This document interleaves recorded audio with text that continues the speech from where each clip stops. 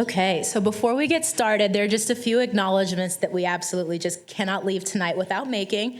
First and foremost, I would like to start with my e-board from this year. Especially, I want to highlight Josh Paldino and Malcolm Chaka, who are two board members who I genuinely would not have survived this year without. Every time I needed something and asked, yeah, y'all got to get up, stand up.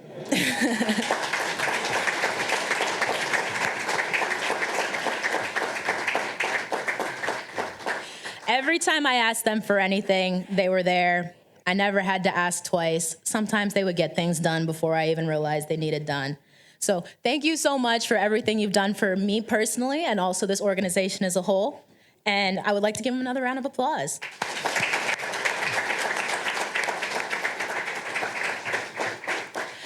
And then there's another acknowledgement we would like to make that I think there are people here who are better suited to make it than I am. So I would like to call up our BLSA 3Ls.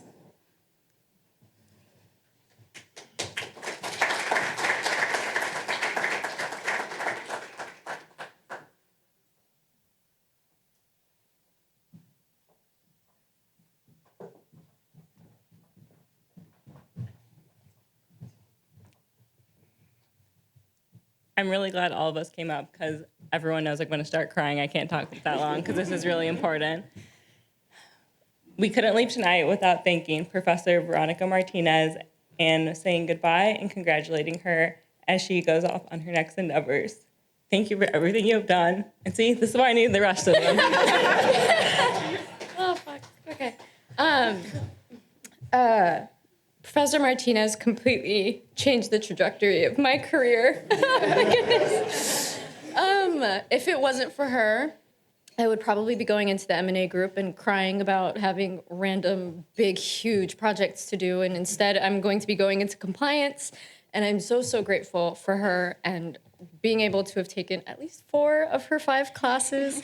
And for all the 2Ls and 3Ls, although you might not be able to take her class, please stay in touch with her because she is truly the best resource ever. And she's super funny. While we might not be able to have her in the law school anymore, you can definitely keep up with her on Twitter. My favorite Twitter post of hers is when she made an at-home Peloton. And that was just one of my absolute, I was like, not only is she beautiful and smart, she's just like a real person. She's a mom, she's a wife, she's a friend. And she's like someone we can all strive to be like.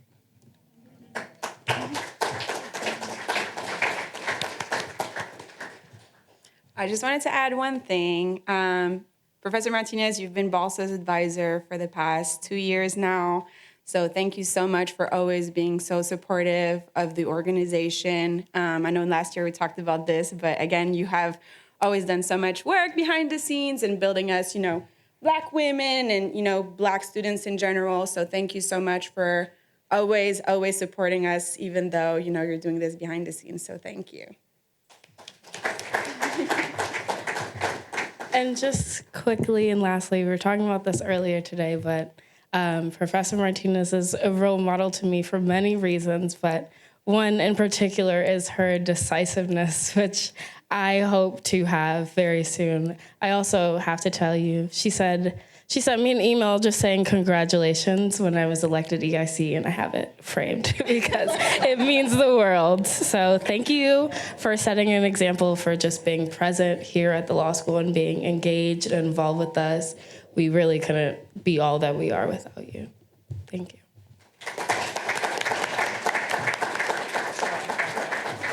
A little speech. Just no.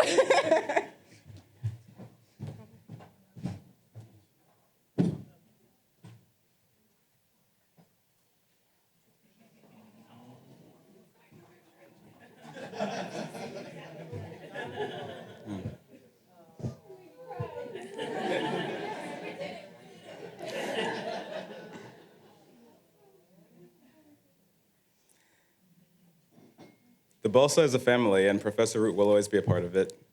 Don't ever leave us. You're leaving to go somewhere great, but don't ever leave us.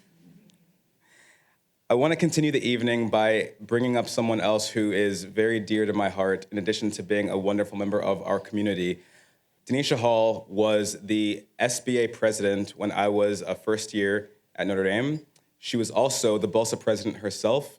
She's now she's the director of leadership and marketing at McDonald's. She's going to give us a wonderful keynote address, and I'm so happy to invite her up right now to speak. Welcome, Danisha.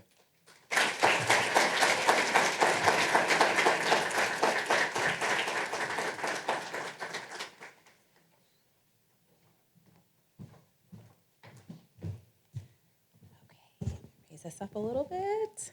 Good evening, everyone.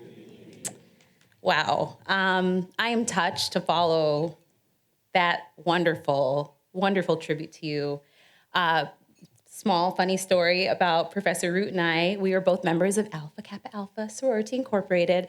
And one time we served on the undergraduate activities committee for our national organization. And I met her at that time, on our national board. So it was a great introduction. I didn't know we were both applying to law school at the time.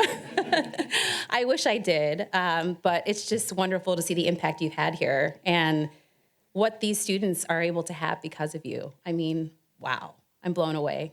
And I'm so glad that the students got to have that experience with you here. So wonderful. I have to thank Max again for this invitation. I'm just so honored. When he asked me, I was like, what? Me? It's good to be home. Notre Dame has always been a near and dear part of my heart, of my life. And, I'm just honored that you would think of me for this. And I'm so proud of what you've been able to put together. This is truly amazing. This room is beautiful. It's powerful. I can feel all of the things, including the spirit here. So thank you. I would really like to also thank all of the BLSA members, current, present, future, for any admitted students here. I don't know if there are any. Probably they are. Okay. Future. Thank all of you for the community that continues here. Everybody plays a role in keeping it. And I'm just so glad that it's still here. It's really fantastic. I see some friends in the room from the past, from the present, and I'm just so happy to see you here as well. I have to thank my family, who's not here with me tonight because, I had to focus. My husband, who's home with my kids, Marley, Noah, and Mark Jr., and also my sister, Joy, who's here with me. She's also a Notre Dame Law alum. She is getting married in just a few days, and literally before less than a month at this point. So I'm grateful that she's here just to have my back, as always. I said this already, but I have to repeat. This is home. This is home. And for whatever reason, for some of us, including myself, it may have been a little while since we came back home. But this is home.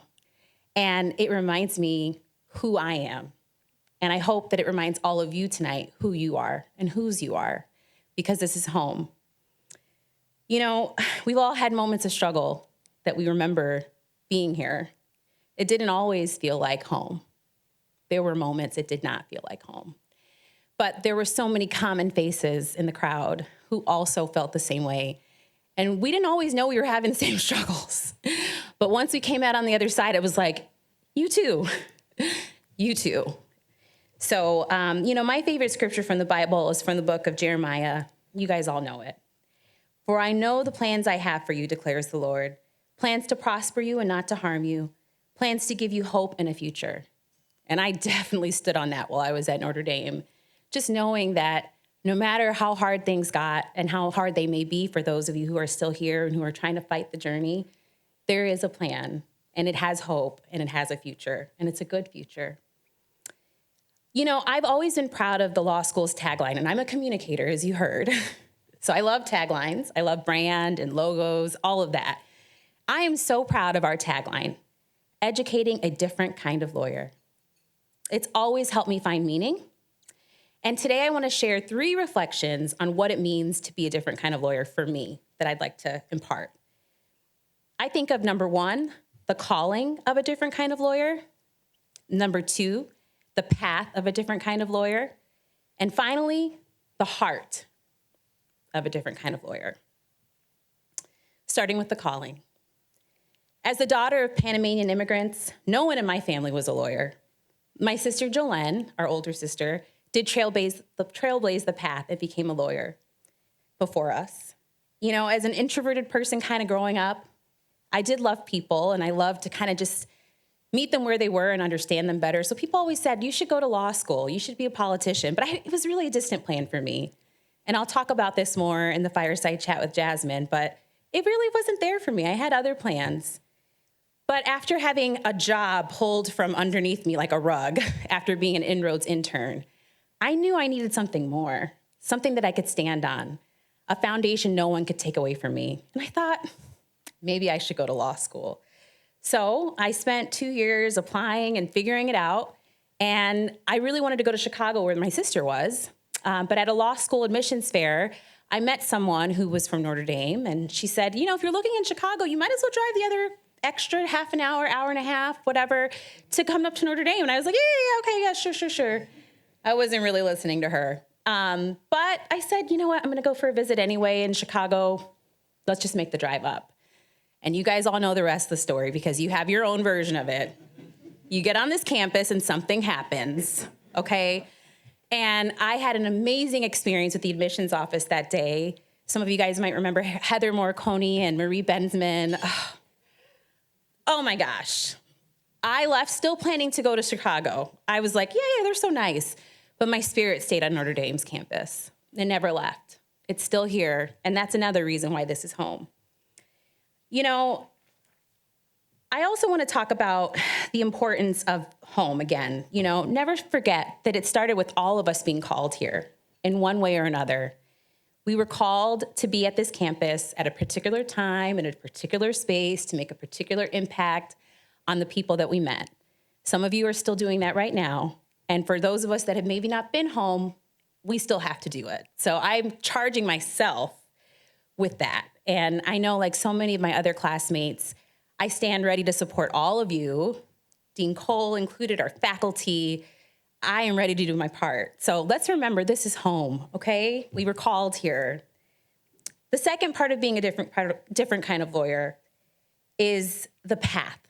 So Dean Cole shared a wonderful state of the law school this morning, which I was so just elated to hear about all of the new things that you've done. And, you know, I think about the time that I graduated and how things were a lot different. It was so I graduated in 2011. You all might remember the recession between about 2009 and 2011. Those were really rough years in the law. The OCI was very small. There weren't a lot of opportunities, I felt. And, you know, I think me and a lot of my classmates were kind of like, this isn't what we were expecting. This is not feeling so hot. We're not feeling like these bright people that have all of these opportunities. We were feeling down in the slums. And, you know, many of us took different paths as a result of what happened at that time. I had an offer to go to a regional law firm in Dayton, Ohio, but my heart wasn't there. But Notre Dame had my back. Notre Dame had a Bridge to Practice program. I think that's what it's called now. Back then, it didn't have a fancy name. I think it was more of a, oh crap, our students can't get jobs. The numbers look really bad. We better figure something out to support them. But they had our back. So the little stipend, we were able to go into public interest, to go into government, and to have the support of the law school. That was our paycheck because the employers that we went to in those areas were like, we can't pay you, but you're working for free? Your law school's paying for it? Cool, come on.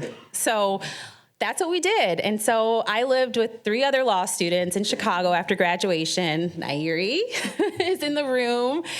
We were sad, y'all. Like, seriously, we were like, we just graduated.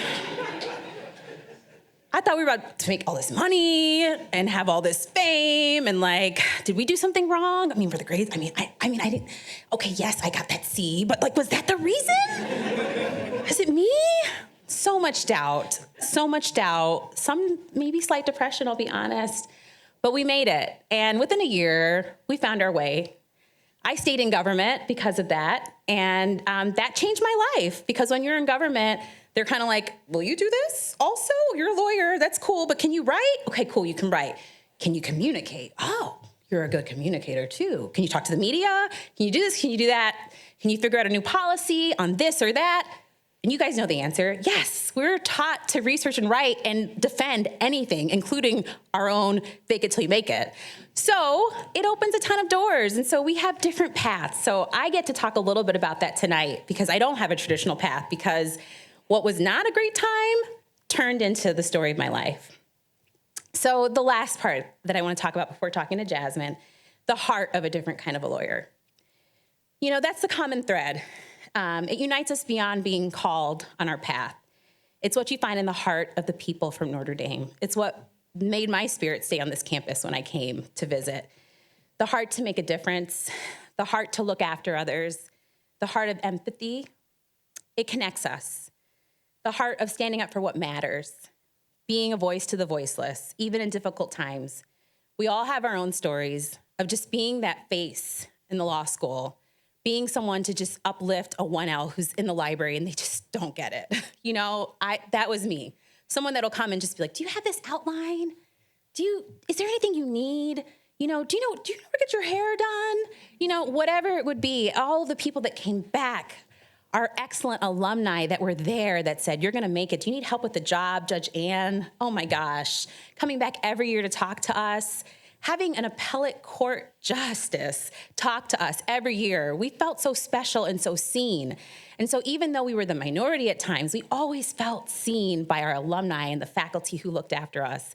And that is the heart of a different kind of lawyer. That is what makes this place special. So without further ado, Jazmyn, come join me. Let's have a conversation. While she comes up, I quickly, I can't help but reflect on the confirmation hearings that were happening this past week with Judge Jackson Brown, Jackson, sorry. And, some of that was hard to watch, it really was. I'll tell just a short story of when I was at the McDonald's office, and it was when she was accepting her nomination initially from President Biden. I was just walking normally, and I must have been so busy that I wasn't really following that they were announcing it this day. And I stopped in front of the television, and I was frozen. And I became emotional seeing what I was seeing. Her standing between President Biden and a Black vice president.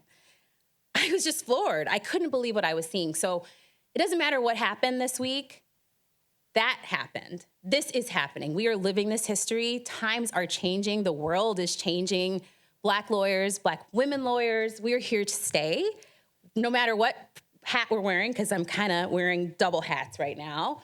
But I just think we all have so much to learn from her example, and I can't help but acknowledge that Judge Ann was there to give the closing arguments on her hearing, and we're part of that history.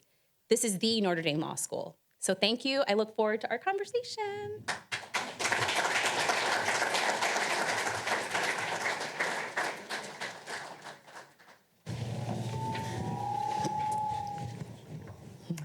All right, well, thank you so much, Danisha. I'm really looking forward to this conversation, and I think we just need to give her another round of applause.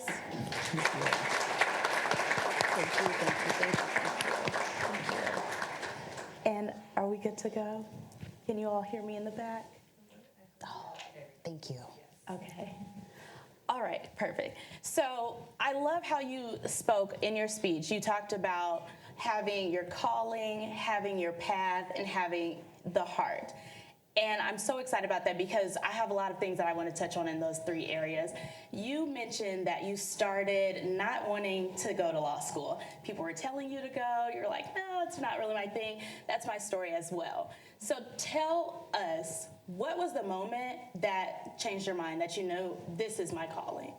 Yeah, I don't know that there was a single moment. I would call it more of a collection of moments that were confirming, that we all have, where you're just like, I don't know, and you have that little bit of doubt, but then something happens that confirms it.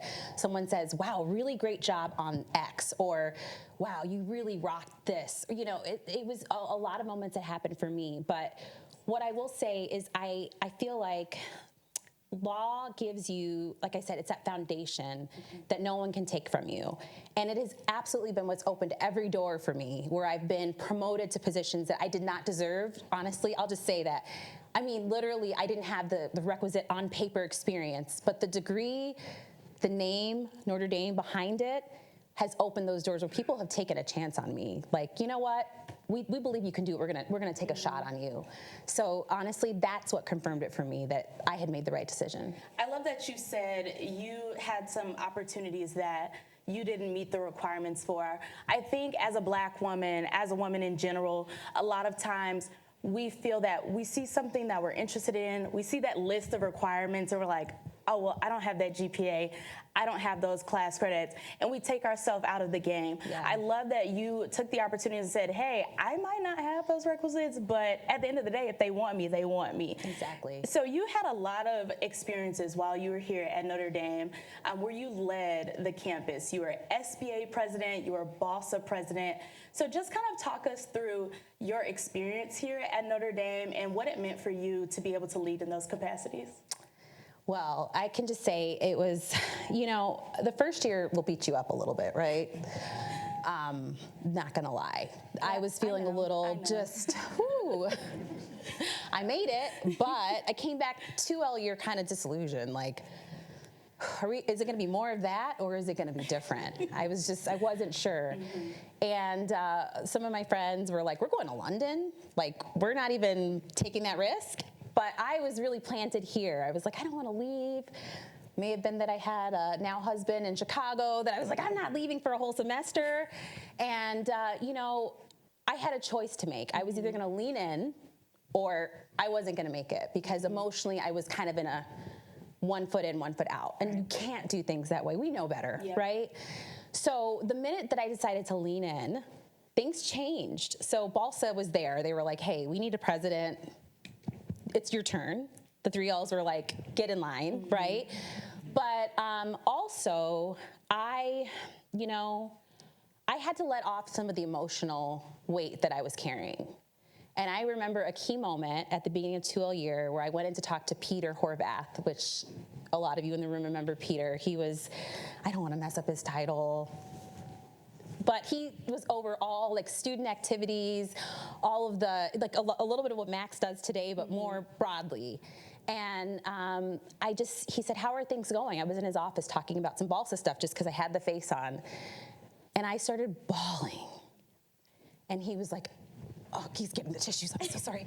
What's wrong? And I was like, there was some really negative experiences first year.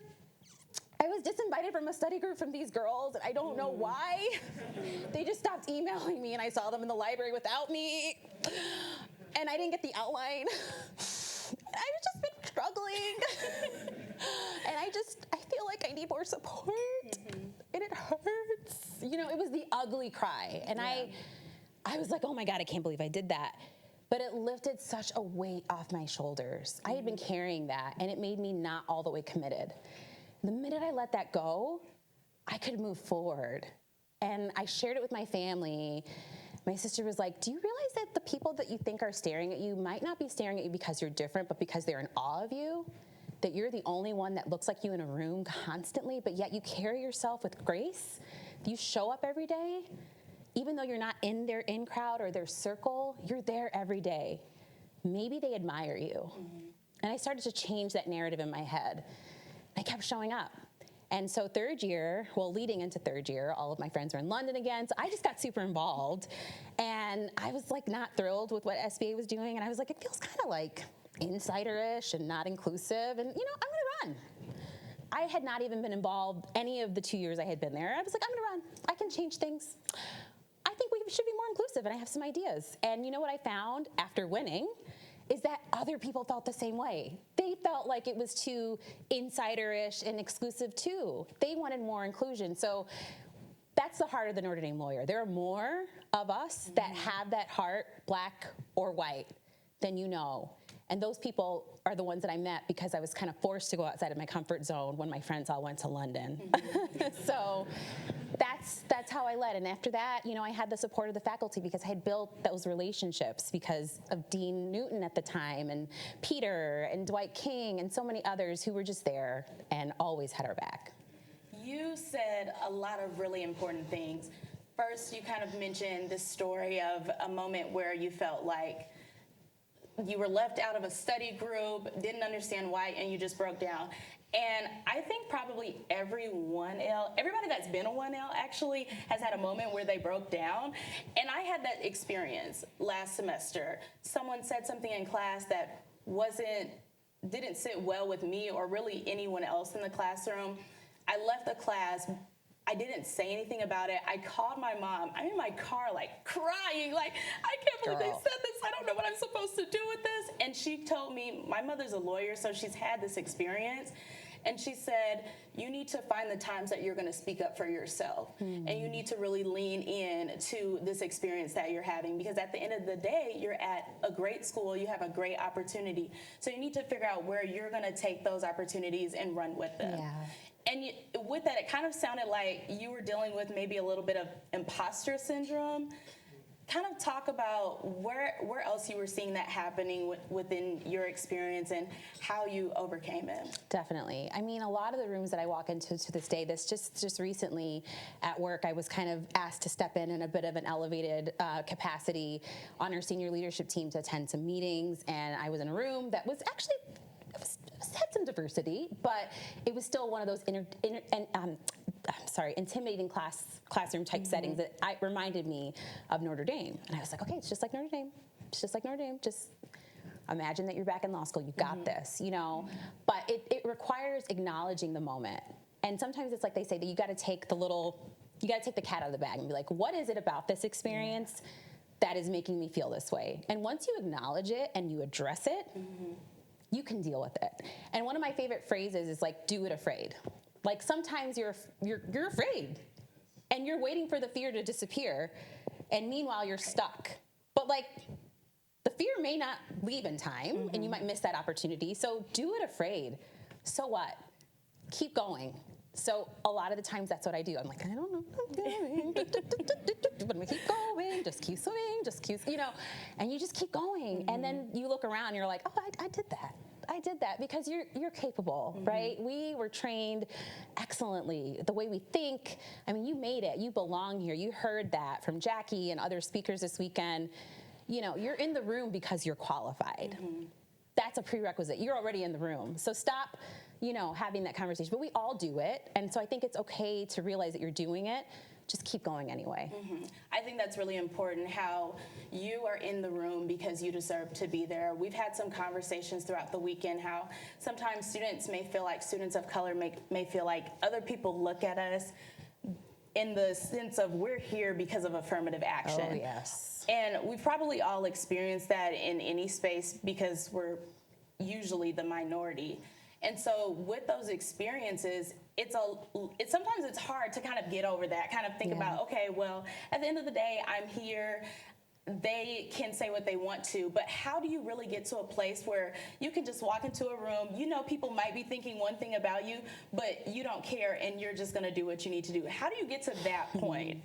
I think it's hard to not care, right? We're human. We all have doubts about ourselves, even if people aren't showing it. Like, other people are feeling these things as well. So you have to remember that.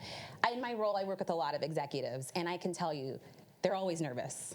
They feel the same emotions we feel before they speak, before they go into a big meeting. You see it, like kind of the shaking, the sweating. I mean, presidents of companies, CEOs, they all go through the same thing. They're human. So you have to first acknowledge you're not alone.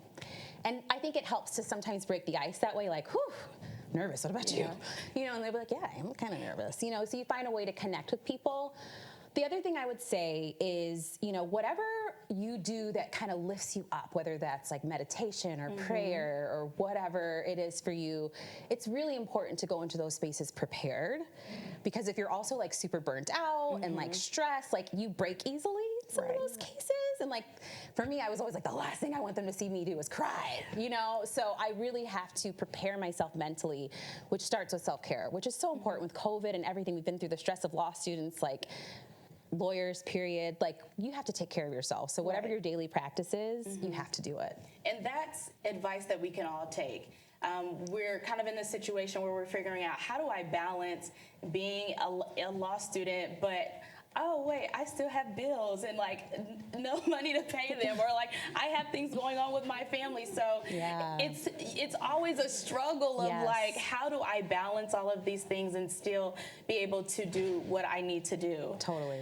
And so with that, as you were preparing to transition to your career, when you were starting looking for summer opportunities, how did you leverage the Notre Dame Alumni Network? I think that's something that you always hear when you're coming to the school is, oh, the alumni network, and you're like, all right, yeah, sure. Yeah. But like, talk to us about how you really leverage that network. Yeah, so for me, I'll admit, I am not the greatest networker. Big surprise. Like, I like the moment, like, oh, I'm having this great conversation. I'm terrible about following up and keeping in touch. It's just not, I'll mean to, but like, I move on to the next thing. So I always felt like, can I call this person? I saw them like 3 months ago, and can I call them? And I got the advice from someone that was like, yes, even if they don't remember you, just bring them up to speed and make the call. So especially when you're going through those times of making a decision, especially a big one, that's the time that you really need to make the decision not alone and with the network. So for me, it was the decision between going to Dayton, Ohio and taking this other path. And I called a Notre Dame alum, and I was just, it was Sheila, I'm looking at Bob Jones now because I'm like, O'Brien, thank you. I'm like, I just had a moment. I'm looking, I know her name, but she'd come to campus. She was amazing. Everybody's like, oh, you got to get to know Sheila O'Brien. She's so connected in Chicago. You can't go to Chicago without knowing Sheila O'Brien. I'd only had one conversation with her, and she's like, yeah, sure, call me anytime. But I'm here sitting at this huge crossroads. I'm like, can I call her? Yes. Yes, the answer is yes. Like, the Notre Dame Alumni Network equals access to that. Yes, pick up the phone. I know you don't remember me. What's going on? What's on your heart? And she just spoke to me from the heart, and she's like, girl, follow your heart. This is easy. I was like, really? That's okay? I can say no to the law firm? She's like, yes. And I needed that. So it's so important to just realize that you are a part of this family. Don't go through all that stuff in your head that we always do. I don't have the connections. I don't know them well enough, or I didn't keep in touch. Just use the network, or keep in touch. That's good too. Right. Yeah. So it'll be better. That's also good. So I want to get to talking about your early career. You're a young attorney. You're trying to figure out what you want to do. You've already thought about what's my calling here. You told us how you turned down a law firm and decided to do government work. I want to hear some of the stories there, because I feel like with that experience, you already said, you'd be like, what is going on? What is this? So what are the stories? What are the struggles that you had early on in your career? What are the ups and the downs? Kind of talk us through that. Yeah, so I described the kind of the low moment of like going to Chicago without the full-time job. I did get a position at the Illinois Workers' Comp Commission, and it was like basically working for an appellate administrative law judge, and it was all writing, and it was a very intense commissioner. Let's just say that it was read, rewrite, and I was like, oh my gosh, like I was just like, I can't do this. Like, I thought I was a good writer. I had a good legal research grade and legal writing grade. Like, what's happening? And when you go into those things, you're gonna get a little haze. Like, let's just be honest. They're like, you're new. You think you know something. You don't know something. And the truth is, like, we have to take the ego off a little bit too, and be like, I have something to learn, and you've got to go through the process. So we gotta stay humble along the way, and I did. So that experience, however, was extremely molding to me, even though it was difficult. I can say, and they say that if you are speaking facts, it's not bragging, I'm a hell of a writer now, because she really molded me. But I knew that I wanted to do something that involved a little bit more of my people skills. So I then ended up at the Illinois Commerce Commission, which regulates utility companies in Illinois. And it was there that I really started to find my career. And they just believed in me. They gave me every opportunity. I worked for a Black commissioner at first, and she was like, let's do this. And we got into issues of diversity and inclusion. We started a lot of new programs and policies in Illinois, supplier diversity, ensuring that all of the utilities were spending the right amount of money or more money with minority-owned businesses. And through that, they were like, we need to create our own initiative. Like, the chairman was like, we can't be telling these guys what to do if we're not doing it ourselves. Like, Danisha, you need to be the director of our Office of Diversity and Inclusion. And I was like, okay, I can do that, sure.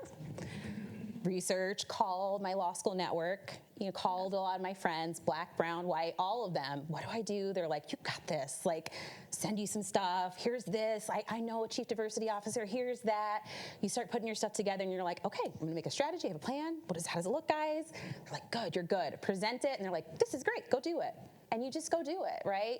You use your resources along the way. So that's really what changed my trajectory. And through there, I then became our Bureau Chief of External Affairs. So I was overseeing all of our communications, our government relations, and just things that lawyers can do because it involves working with people, advocacy, talking to the media.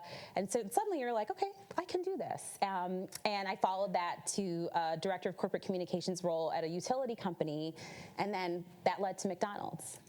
So we talked earlier and realized that we have a common connection. Yes. So when you were at Illinois Commerce Commission, kind of talk about what it was like to have a leader that was a Black woman. Because I know for us, we're probably going to go into careers where our leaders are not people that look like us. Yeah. And that's really what the space, the field of law is looking like right now. So from your experience, how did that impact you in kind of figuring out what exactly you wanted to do and where you wanted to take your career? Yeah, I'm so glad that she pushed me to think outside of like, what's your next move? Because I was just like, I have your back. I have your back. She was like, okay, yeah, just do a good job.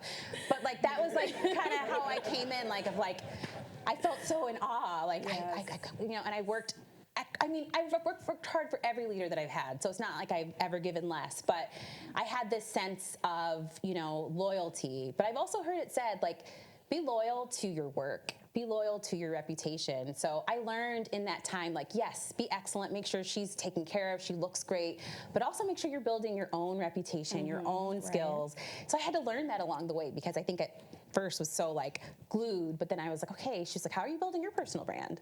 And what are you doing for yourself? And I was like, oh, I have some work to do in that area. So that's what I would say on that. It's like, obviously do an amazing job, but for anyone you work for, you never want, and especially in communications, because we can be seen as like the person behind the person, like, oh, the speech, I'm gonna say this, and da, da, da. You're always attached to them and you're walking around with them, but suddenly people don't see you. They're like, all right, I see your leader and I know you work for them, but like, what about you? So it's really important that along the way you're building your reputation. Maybe you're working for, you know, another role where that's the case. It's important that you're taking the time to network internally, put yourself out there, use social media. LinkedIn is pretty amazing. You know, they say if you don't post about it, it didn't happen now, right? Like especially in a professional setting, which is hard for us. We don't like talking about ourselves. I admit it's hard for me, but again, if it's a fact, you're not bragging. It's the truth. You deserve to share it with the rest of the world. So that's your communications advice of the day. I love that. I actually worked at LinkedIn, so I love when people plug LinkedIn. Lovely. So speaking of LinkedIn, you kind of talked about your leader was telling you, how are you building your brand? Yeah. You're in a position with the Illinois Commerce Commission. You're getting these new positions and having the opportunity to lead in other aspects. How did you then make the transition from the typical legal practice to realizing, okay, I want to do something different. I want to go into the communication space. How did you make that jump? Yeah, honestly, it wasn't a choice. It was like an opportunity presented itself. And at first I was like, no, I'll just do it temporarily. So somebody went on maternity leave and they were like, we need you to cover temporarily. And I was like, okay, I'll do it temporarily, but I don't want the role. And then I was like, wait a minute, I get to lead a team of 20 people? What am I missing here? Like, wait a minute, let me think about this. And then you realize, I always say, people say, what are your biggest aspirations? I've been asked this in job interviews, like, what are your aspirations? And my response is always, I have a responsibility to have no limit to my aspirations. I have been given an opportunity. I have been blessed with an education, with the resources to do these things. I owe it to the little girls that look up to me, that look like me, to go as far as I can go. And so I had to break that mindset of like, no, this is my lane. Another quote that a friend of mine said was like, stay in your lane, but use your brain. You know, always think about the next step. Always think about what opportunities you're really going to get. So it's important along the way to do that. And I did, and I think it helped me to just expand because the opportunities will come. The question is, are you ready? You know, so you have to stay ready so that when the opportunity comes, you're not like, oh, let me get it together. Like, you know, you got to stay ready, and those opportunities will keep coming. Yep, my mother always says, stay ready so you don't have to Get ready. Yeah, Yes. yeah, totally. So totally. with that, How did your Notre Dame connections kind of play into your career trajectory as you had an opportunity that came to you? Were there any other spaces as you've even getting to now in your new position where your Notre Dame connections have come to play? Yeah. So honestly, Notre Dame has always been there. And I would say that the most important connections have been with the people that uplift me. When I'm thinking about the next move, I'll ask them, what do you think about this? And they'll kind of be that, this is amazing, like do it, or like you can, they've given me so much confidence. That's a big source of it for me. As, for example, I've gone into Professor Jones's class into the Chicago program and meeting students and realizing that, like, hey, what you do is kind of cool. When you have those moments of like, well, I left the legal career and I'm kind of in communications now. And then other lawyers being like, tell me how you got out of the law. Right.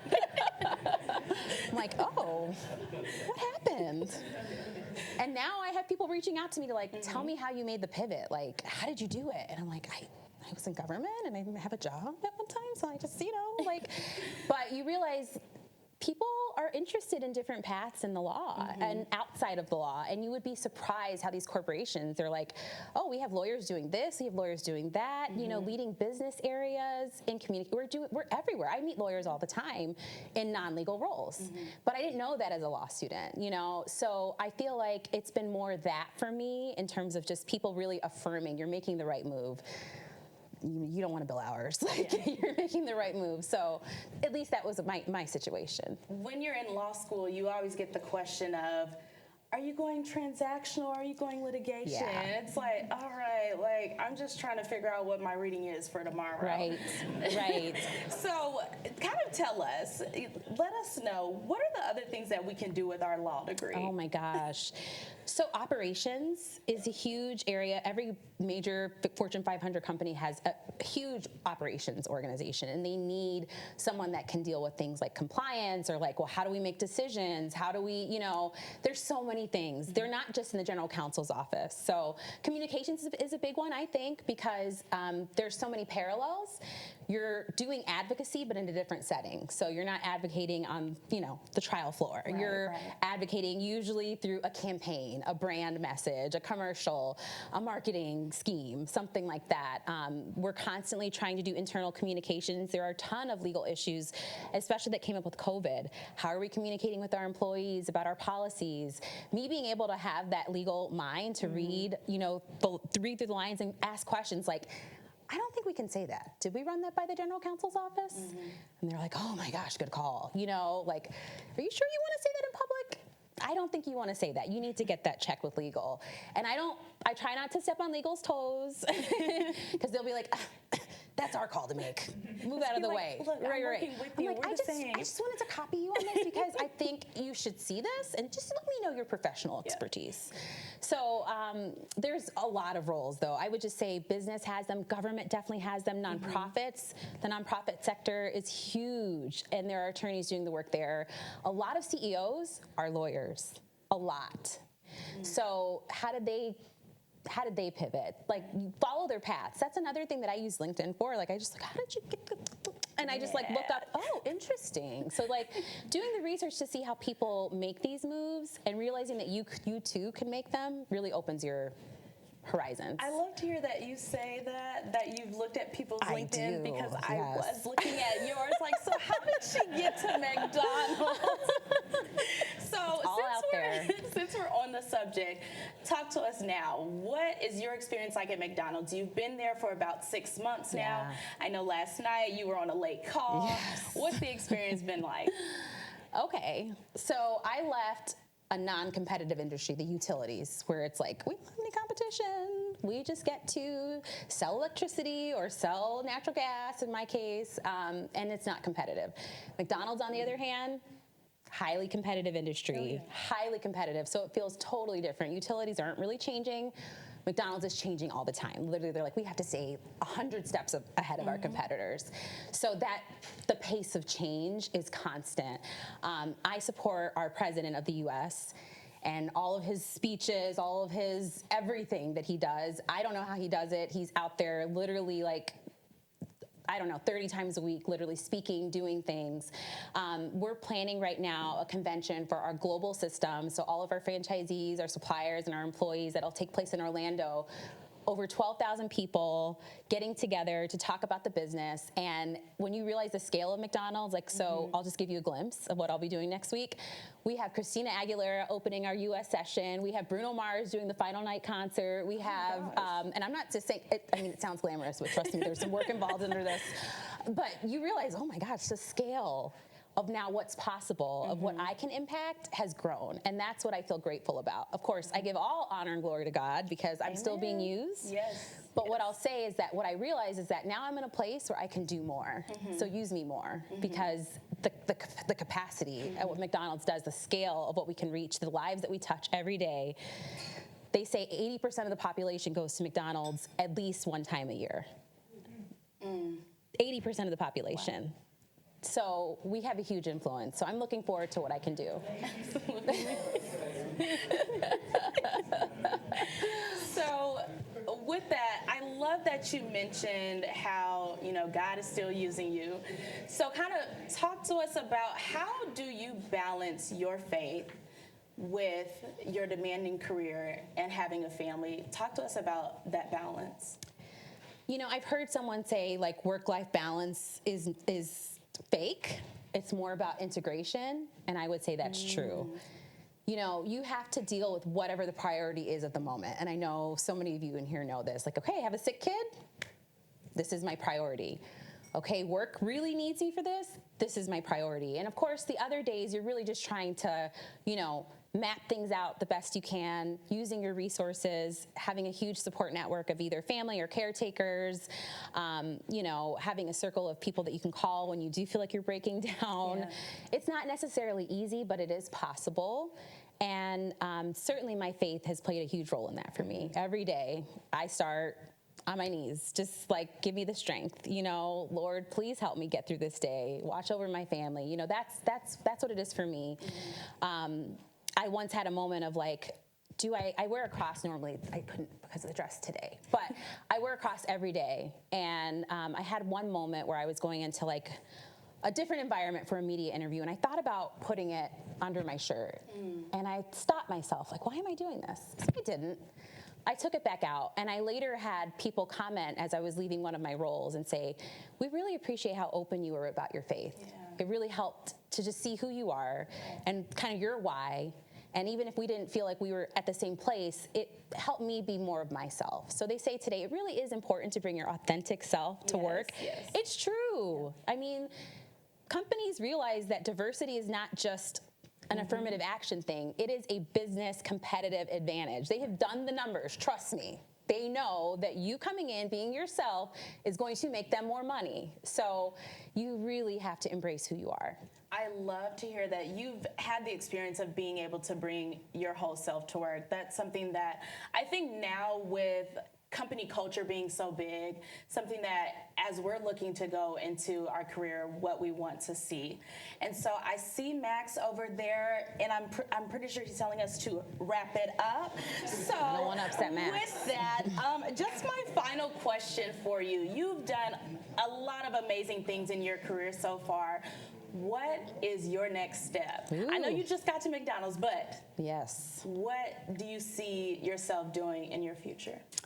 I can't see the next thing yet. I'm really focused just on doing an excellent job because I didn't talk about this, but of course, you have to do a good job. Like you really have to work with excellence. And I have ensured that in everything I've gotten to do, nobody could say, well, she really mailed it in for this. Like, that's not out there on my record.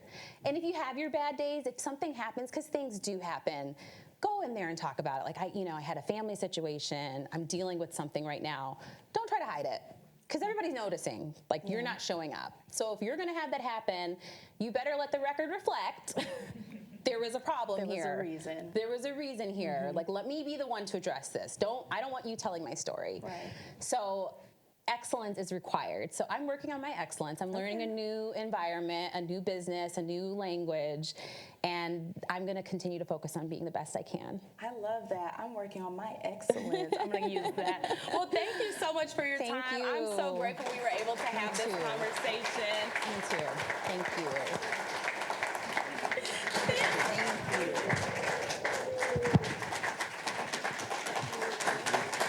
Danisha, before you step off the stage, I have to say, first of all, you're already excellent. And thank you so much for everything that you've done. We do have a small token of gratitude for you. Thank you. That I just wanted to give. I hid it under here.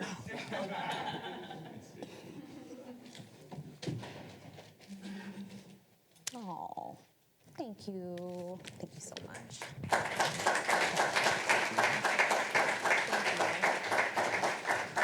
In addition to Danisha, there are so many people who really helped to make this weekend and this banquet possible. And one of them who I think is probably the definition of an unsung hero is LaDawn Burnett. LaDawn has been here from the start of this to the end of it. I'm getting a lot of pats on my back. So much of this was her directing me with nobody else really seeing that happening, because she was the BLSA president as well. She had a vision for what this was, and she wanted to restore it. And so I thank her for everything that you've done, and we got something for you.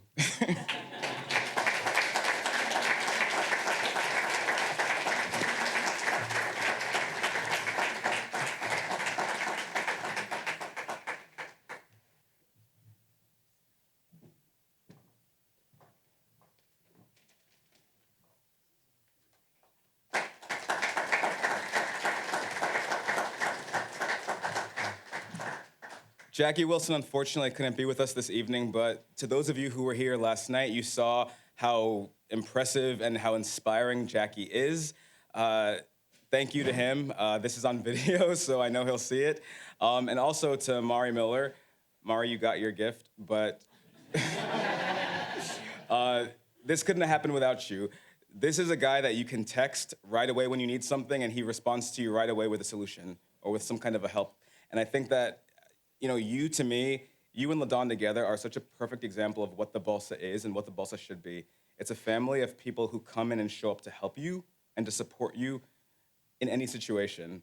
It doesn't matter how much time has passed since you've been back to Notre Dame. It doesn't matter how much time has passed since you've spoken to each other. When you come together again, you're right back where you were. You're a family. And that's what this is, and I'm so excited to see this community grow. I really hope that y'all have enjoyed this weekend with all of us. I want to just say before we wrap up, thank you to our 3Ls. We're going to miss you so much, but we're so excited for where you're going next, what you're going to do. You are in a community of Black excellence at Notre Dame, and you're about to enter into an alumni community of Black excellence at Notre Dame. We love you. You are already excellent, and you're going to do great. All of you are going to do great. And before we wrap up, I know we're way over time, so thank y'all for bearing with us. I do want to invite Jakeem up one more time. I had a lot of lovely things to say about Monica because I think the world of her, but I'm not the only one who thinks the world of her, so Jakeem, come up here.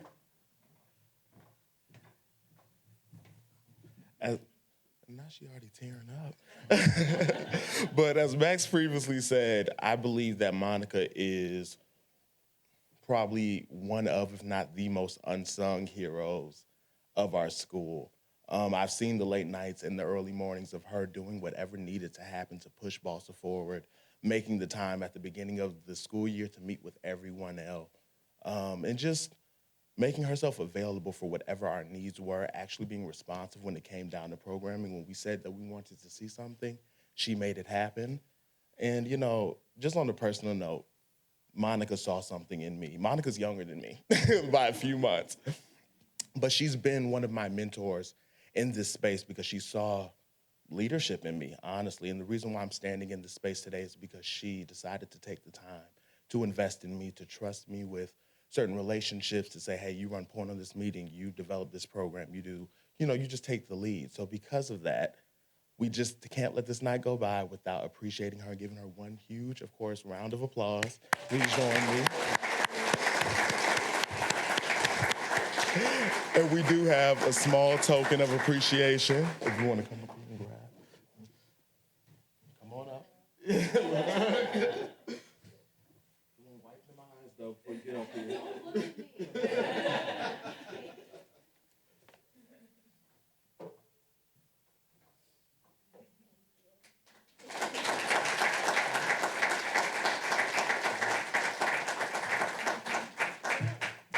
We hope y'all have enjoyed this wonderful evening. We want to say thank you to Fagery Drinker and to Brian Cave for helping to sponsor this entire weekend. Brian Cave sponsored our welcome reception. Fagery Drinker is sponsoring our farewell brunch tomorrow. I hope we'll see a lot of you there. We've kept you for as long as I think we should have kept you. We kept you a little bit over that, but we're looking forward to the fall. We've got a couple of events coming up in the fall. We've got BLSA Fall Weekend. We have a homecoming weekend with a big sports law panel full of a black panel of really, really preeminent leaders from Notre Dame. It'll be open to the university. It's going to be a can't-miss event, so I hope to see a lot of you there. You'll be seeing me again in your inbox, so I hope you don't get annoyed about that. And thank you again so much for joining us. It's been wonderful.